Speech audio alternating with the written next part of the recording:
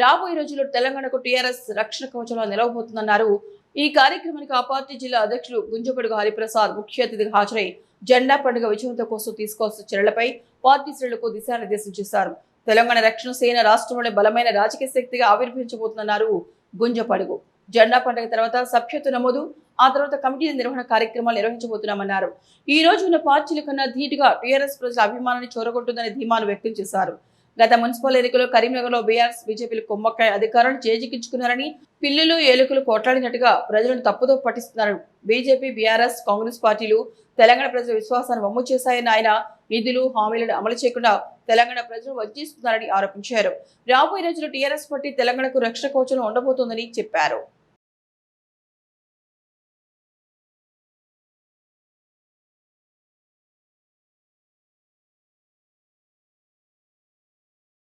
తెలంగాణ రక్షణ సేన కరీంనగర్ జిల్లా ముఖ్య నాయకుల సమావేశాన్ని ఈరోజు కరీంనగర్లో ఏర్పాటు చేసుకోవడం జరిగింది.